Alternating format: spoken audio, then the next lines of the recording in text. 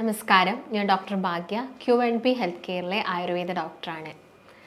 ക്ലൈമറ്റിൽ change വരുന്ന സമയത്ത് എല്ലാവർക്കും പൊതുവേ ഉള്ളൊരു കംപ്ലൈൻ്റ് ആണ് ഈ കോൾഡ് കഫൊക്കെ, അതായത് ജലദോഷം വരുന്നതും കഫക്കെട്ട് വരുന്നത്, ചുമ വരുന്നതൊക്കെ. അപ്പോൾ ഇത് കുറച്ചെടുക്കാൻ വേണ്ടിയിട്ട് ചിലപ്പോൾ നിങ്ങൾ ആൻറ്റിബയോട്ടിക്സ് സ്റ്റാർട്ട് ചെയ്ത ആളുകളൊക്കെ ഉണ്ടായിരിക്കാം. അപ്പോൾ നിങ്ങൾ അത് ഓൾറെഡി കണ്ടിന്യൂ ചെയ്ത ആളുകളാണെങ്കിൽ ആ മെഡിക്കേഷൻസ് കണ്ടിന്യൂ ചെയ്യുക. അപ്പം നിങ്ങൾ അങ്ങനെയൊന്നും ട്രൈ ചെയ്തിട്ടില്ല, നിങ്ങൾക്കിതിങ്ങനെ ഇടയ്ക്കിടയ്ക്ക് വരാറുണ്ട്, ഇങ്ങനെ ക്ലൈമറ്റിൽ ചേഞ്ചസ് വരുന്ന സമയത്ത്, അല്ലെങ്കിൽ ഒന്ന് കുളിച്ച് കഴിഞ്ഞാൽ തല ഒന്ന് തോർത്താൻ വിട്ടുപോയാൽ, അല്ലെങ്കിൽ കുളിച്ച പാടെ നിങ്ങൾ വെയിൽ കൊണ്ടാലൊക്കെ നീരിറക്കത്തിൻ്റെ ഭാഗമായിട്ടൊക്കെ ഇങ്ങനെ വരാം. അപ്പം ഇങ്ങനെയുള്ള സിറ്റുവേഷനിൽ നമുക്ക് വീട്ടിൽ ചെയ്ത് നോക്കാൻ പറ്റുന്ന കുറച്ച് കാര്യങ്ങളാണ് ഇന്നത്തെ വീഡിയോയിലൂടെ ഞാൻ നിങ്ങളുമായിട്ട് ഡിസ്കസ് ചെയ്യുന്നത്.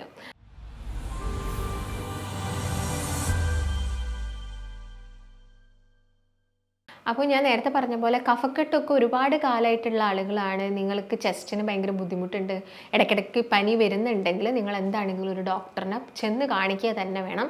ഈ ടിപ്പുകൾ മാത്രം ഫോളോ ചെയ്താൽ പോരാ. കാരണം മേ ബി ചിലപ്പോൾ ന്യൂമോണിയ പോലുള്ള കണ്ടീഷനിലോട്ടൊക്കെ അത് മാറാനുള്ള ചാൻസസ് ഉണ്ട്. അപ്പോൾ അതെന്താണെങ്കിലും നിങ്ങൾ കുറച്ച് സീരിയസ് ആയിട്ട് എടുക്കുക. അല്ലാതെ നിങ്ങൾക്ക് ഇത് ഇടയ്ക്കിടയ്ക്ക് വരുന്നതാണ്, നിങ്ങൾ ഓൾറെഡി ഇങ്ങനെ എന്തെങ്കിലും ചൂടുവെള്ളം കുടിക്കുക, അല്ലെങ്കിൽ എന്തെങ്കിലും ചെറിയ ചെറിയ ടിപ്സൊക്കെ ഫോളോ ചെയ്യുമ്പോൾ അങ്ങ് മാറിപ്പോകുന്ന ആളുകളാണെങ്കിൽ നിങ്ങൾക്ക് ഞാൻ ഈ പറയുന്ന കാര്യങ്ങളും കൂടി ഇതിൻ്റെ കൂടെ ആഡ് ചെയ്യാവുന്നതാണ്. പിന്നെ നോർമലി ഞാൻ നേരത്തെ പറഞ്ഞ പോലെ തന്നെ ചില ആളുകൾക്ക് കഫം, അതായത് അലർജി വന്നിട്ട് തുമ്മലൊക്കെ വന്ന് ജലദോഷമൊക്കെ വന്നിട്ട് കഫക്കെട്ട് വരാറുണ്ട്. അപ്പോൾ അങ്ങനെയുള്ള കഫക്കെട്ടുള്ള ആളുകൾ കുറച്ച് ദിവസം അവർ ചിലപ്പം ഇങ്ങനെ ഡോക്ടേഴ്സിനൊന്നും കാണിക്കാതെ തന്നെ വീട്ടിൽ നിന്ന് തന്നെ ഓരോ കാര്യങ്ങളൊക്കെ ചെയ്തിട്ടായിരിക്കും ഇത്. ചില ആളുകളുണ്ട് മെഡിസിൻസ് എടുക്കാൻ നല്ല മടിയുള്ള ആളുകളുണ്ട്. അവർക്ക് മാക്സിമം വീട്ടിലുള്ള എന്തെങ്കിലുമൊക്കെ ചെറിയ ചെറിയ ടിപ്പ് വഴി അത് എടുക്കാവുന്നതിന് അവർക്ക് കൂടുതലും അവർ ആപ്റ്റ് ചെയ്യുന്നത് അങ്ങനെയാണ്. പക്ഷെ ഞാൻ നേരത്തെ പറഞ്ഞ പോലെ അങ്ങനെ ബുദ്ധിമുട്ട് വന്നിട്ട് അത് പിന്നീട് അത് ന്യൂമോണിയ പോലെയുള്ള സ്റ്റേജിലോട്ടൊന്നും പോവാതെയും നിങ്ങൾ ശ്രദ്ധിക്കേണ്ടതുണ്ട്. അപ്പം നിങ്ങൾക്ക് എല്ലാവർക്കും അറിയാം, നോർമലി നമ്മുടെ വീടുകളിലൊക്കെ കിട്ടുന്ന അതുപോലെ തന്നെ നമ്മൾ നോർമലി യൂസ് ചെയ്യുന്ന കാര്യങ്ങളൊക്കെ തന്നെയാണ് ഇന്നത്തെ വീഡിയോയിലൂടെ ഞാൻ നിങ്ങളുമായിട്ട് ഡിസ്കസ് ചെയ്യുന്നത്.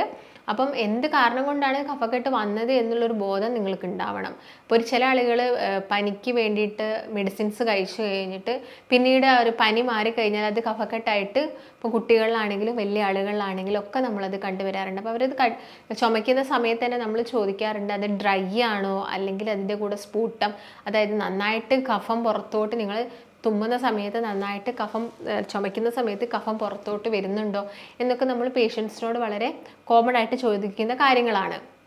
അപ്പം ഞാൻ നേരത്തെ പറഞ്ഞ പോലെ തന്നെ ഇപ്പം ഡ്രൈ ആണെങ്കിലും ഇതാണെങ്കിലും നമുക്ക് ഒരേ ടിപ്പ് ഫോളോ ചെയ്യാൻ പറ്റില്ല.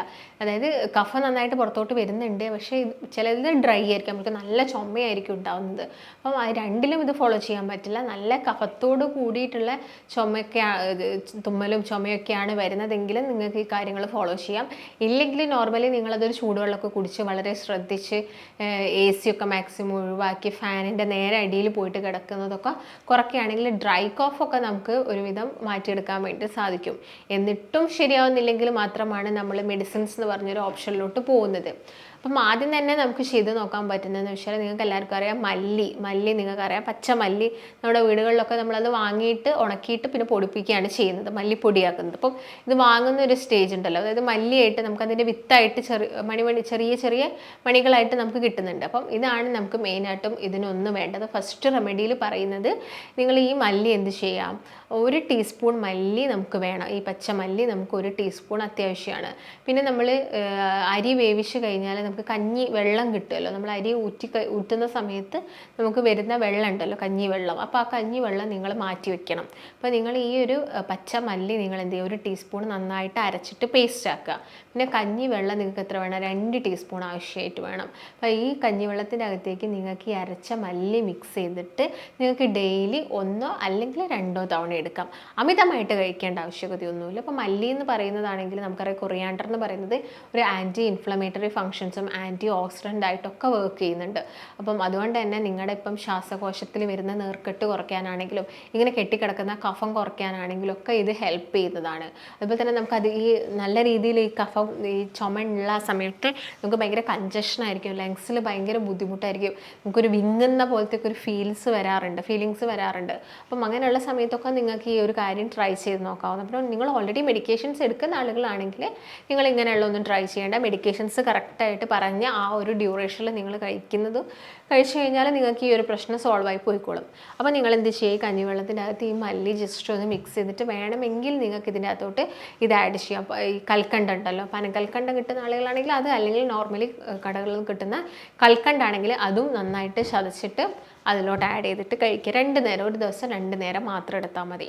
പിന്നെ പറയുന്ന രണ്ടാമത്തെ ഒരു ടിപ്പ് നമുക്ക് എല്ലാവർക്കും അറിയുന്നതാണ്. നിങ്ങളെല്ലാവരും വളരെ കോമൺ ആയിട്ട് കുട്ടികൾക്കൊക്കെ ട്രൈ ചെയ്ത് നോക്കുന്ന ഒരു ഇതാണ്. ഇത് നമുക്ക് ഹെർബൽ ടീ ആയിട്ട് തന്നെ വേണമെങ്കിൽ പറയാം. ഇതൊരു ഹെർബൽ ടീ പോലെയാണ്.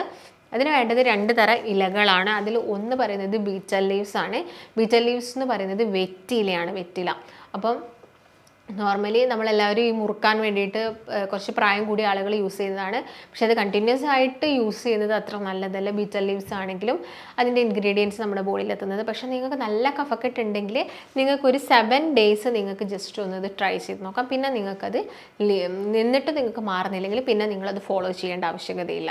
അപ്പം വലിയ കഫക്കെട്ടൊന്നുമില്ല, ചെറിയൊരു രീതിയിലാണെങ്കിൽ നിങ്ങൾ 1 2 ഒരു മാക്സിമം പോലെ ഒരു 3 ദിവസം മാത്രം ട്രൈ ചെയ്ത് നോക്കിയാൽ മതി. അതിന് വേണ്ടത് ഒരു വെറ്റിലയാണ്.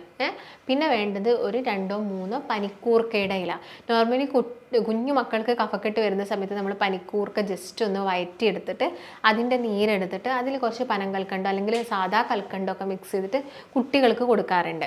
അതുപോലെ തന്നെ നിങ്ങൾക്ക് വലിയ ആളുകൾക്കാണെങ്കിലും ഇങ്ങനെ ഒരു 2 3 പനിക്കൂർക്കയുടെ ഇലയും ഈ ഞാൻ നേരത്തെ പറഞ്ഞ വെറ്റിലയും കൂടി ഒരു ഗ്ലാസ് വെള്ളത്തിലിട്ടിട്ട് തിളപ്പിക്കുക. തിളപ്പിച്ചതിന് ശേഷം അത് വറ്റി വരും. അപ്പോൾ വറ്റി വരുന്ന വെള്ളം നിങ്ങൾ എന്ത് ചെയ്യുക, 2 നേരം മാത്രമായിട്ട് എടുക്കുക. രാവിലെ എടുക്കുക, വൈകുന്നേരം, അതും ഭക്ഷണം കഴിച്ചതിന് ശേഷം മാത്രം. അപ്പോൾ ഇങ്ങനെയുള്ള സമയങ്ങളിലാണെങ്കിൽ നിങ്ങൾ മാക്സിമം തണുത്ത ആഹാരങ്ങൾ ഒഴിവാക്കണം.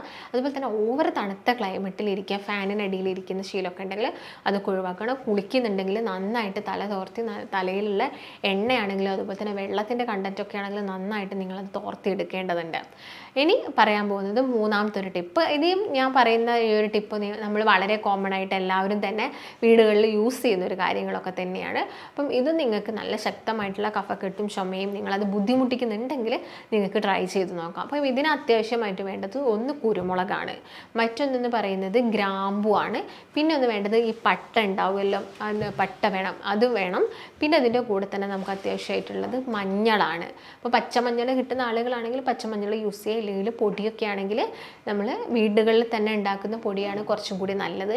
അപ്പോൾ അതിൻ്റെ അകത്തേക്ക് പൊടി ആഡ് ചെയ്യുക. പിന്നെ കുറച്ച് ഹണി നിങ്ങൾക്ക് മിക്സ് ചെയ്യുക, തേൻ വേണം, ഒരു ചെറിയൊരു കഷ്ണം എന്ത് വേണം, ഇഞ്ചി, അല്ലെങ്കിൽ നമുക്ക് ചുക്കായിട്ട് കിട്ടുന്നുണ്ടെങ്കിൽ ഉണങ്ങിയ ജിഞ്ചറിനെയാണ് നമ്മൾ എന്ത് പറയുന്നത്, ചുക്കെന്ന് പറയുന്നത്. അപ്പം അത് കിട്ടുന്നുണ്ടെങ്കിൽ അതും വളരെ ചെറിയൊരു എമൗണ്ടിൽ വേണം. അപ്പോൾ എന്ത് ചെയ്യുക, ഈ പെപ്പറാണെങ്കിൽ ഒരു 3 4 പെപ്പർ മതി. ചെറിയൊരു കുരുമുളക് 3 4 എണ്ണം എടുക്കുക. അതിലോട്ടൊരു ചെറിയൊരു ക്ലോവ്, ചെറിയൊരു ഗ്രാമ്പു, ചെറിയൊരു പീസ് എടുത്തിടുക. അതുപോലെ തന്നെ പട്ടയാണെങ്കിൽ വളരെ നേർമയായിട്ടുള്ള വളരെ ചെറിയൊരു കഷ്ണം മിക്സ് ചെയ്തിട്ട് അത് എന്ത് ചെയ്യുക, നന്നായിട്ട് ഗ്രൈൻഡ് ചെയ്യുക. അതിലോട്ട് കുറച്ച് ഹണി ആഡ് ചെയ്യുക. അതുപോലെ തന്നെ മഞ്ഞൾപ്പൊടി ഉണ്ടെങ്കിൽ, അല്ലെങ്കിൽ പച്ചമഞ്ഞളാണെങ്കിൽ അതും ജസ്റ്റ് ഒന്ന് ഗ്രൈൻഡ് ചെയ്തിട്ട് ഹണി ആഡ് ചെയ്തിട്ട് ഈ ഇഞ്ചിയുടെ കഷ്ണം ആഡ് ചെയ്യാം. പിന്നെ ഇതിൻ്റെ കൂടെ തന്നെ വേണമെങ്കിൽ നമുക്ക് കുറച്ച് ഇന്ദുപ്പും കൂടി മിക്സ് ആക്കാം. അപ്പോൾ ഇത് എല്ലാം കൂടി മിക്സ് ചെയ്തിട്ട് നിങ്ങൾക്ക് എല്ലാ ദിവസവും ഒരൊറ്റ നേരം എടുത്താൽ മതി. കാരണം അത്യാവശ്യം എല്ലാം തന്നെ സ്പൈസി ആയിട്ട് വരുന്നതാണ്. എല്ലാം തന്നെ നിങ്ങൾ ആലോചിച്ച് നോക്കൂ, ആൻറ്റി ഓക്സിഡൻ്റ് ആണ്. ഇതും നിങ്ങളുടെ ശരീരത്തിലുള്ള ഇൻഫ്ലമേഷൻസ് കുറയ്ക്കാനാണ് ഹെൽപ്പ് ചെയ്യുക. അപ്പോൾ കഫക്കെട്ട് വന്നിട്ട് അത് ഇൻഫ്ലമേഷനിലോട്ട് പോകുന്നതാണെങ്കിൽ നമുക്ക് പ്രിവെൻറ്റ് ചെയ്യാൻ വേണ്ടിയിട്ട് സാധിക്കും. അപ്പോൾ നിങ്ങളിങ്ങനെ കഫക്കെട്ട് വന്നിട്ട് പനിച്ച് കിടക്കുന്ന ആളുകളൊക്കെ ആണെങ്കിൽ നിങ്ങൾ എന്താണെങ്കിലും ഒരു ഡോക്ടറിൻ്റെ അടുത്ത് നിർദ്ദേശം എടുക്കേണ്ടതുണ്ട്. കാരണം ചിലപ്പോൾ നമുക്ക് ചെസ്റ്റിന് ഇൻഫെക്ഷൻ വന്നോ എന്നുള്ള കാര്യങ്ങളൊന്നും അറിയില്ല. അതുകൊണ്ട് ഒരു ഡോക്ടറിൻ്റെ അടുത്ത് എന്താണെങ്കിലും പോകണം. അപ്പോൾ നിങ്ങൾക്ക് ഈ ഒരു ടിപ്പും കൂടി എന്ത് ചെയ്യാം, ഇങ്ങനെ തുടർച്ചയായിട്ട് കഫും അതുപോലെ തന്നെ കോൾഡും വരുന്ന ആളുകൾക്ക് ട്രൈ ചെയ്ത് നോക്കാൻ പറ്റുന്ന ഒന്നാണ്. അപ്പം ഞാൻ പറഞ്ഞ പോലെ തന്നെ എല്ലാവർക്കും ഈ മെഡിക്കേഷൻസ് എടുത്തിട്ട് അസുഖം മാറ്റണം എന്നാഗ്രഹിക്കുന്ന, പ്രത്യേകം പറയുകയാണെങ്കിൽ ഇങ്ങനെയുള്ള അസുഖങ്ങൾ, ഈ തുമ്മുന്ന അസുഖം, അതുപോലെ തന്നെ ജലദോഷം, കഫക്കെട്ട്, ഇതൊക്കെ എല്ലാവർക്കും മെഡിക്കേഷൻസ് കഴിച്ച് മാറ്റാൻ താല്പര്യം ഉണ്ടാവില്ല. അപ്പം അല്ലാത്ത പക്ഷം ആളുകൾക്കാണ് ഇങ്ങനെയുള്ള ടിപ്പുകളൊക്കെ പറഞ്ഞു തരുന്നത്. അതുപോലെ തന്നെ നിങ്ങളിപ്പോൾ ഷുഗറിനാണെങ്കിലും മറ്റുള്ള BP-ക്കാണെങ്കിലും മെഡിസിൻസ് ഒക്കെ കഴിക്കുന്ന സമയത്താണെങ്കിലും ഇതൊന്നും ഒരുപാട് കാലം ട്രൈ ചെയ്യരുത്. ഇതെല്ലാം തന്നെ ഒരു ലിമിറ്റഡ് ആയിട്ടുള്ള ടൈം പീരീഡിൽ നിങ്ങൾക്ക് ഒന്ന് ട്രൈ ചെയ്ത് നോക്കാൻ പറ്റുന്ന കുറച്ച് ടിപ്പുകളാണ്. ഇപ്പം ചില ആളുകൾക്ക് ചിലപ്പോൾ മരുന്നും കൂടി അത്യാവശ്യമായിട്ടുണ്ടായിരിക്കാം. അപ്പം ആയുർവേദത്തിൻ്റെ കേസൊക്കെ നോക്കുകയാണെങ്കിൽ നമുക്ക് യാതൊരു സൈഡ് എഫക്ട്സും വരുന്നില്ല. നമുക്ക് കറക്റ്റായിട്ട് ഇത് ക്യൂർ ചെയ്ത് പോകാൻ പറ്റുന്നതേ ഉള്ളൂ. അത് ഡ്രൈ കഫ് ആണോ അല്ലെങ്കിൽ അവർക്ക് വിത്ത് സ്പൂട്ടാണോ, കഫം നന്നായിട്ട് വരുന്നുണ്ടോ എന്നുള്ള കാര്യങ്ങളൊക്കെ മനസ്സിലാക്കിയിട്ട് നമുക്ക് പ്രോപ്പറായിട്ടുള്ള ട്രീറ്റ്മെൻറ്റ്സും കാര്യങ്ങളൊക്കെ എടുക്കാവുന്നതാണ്.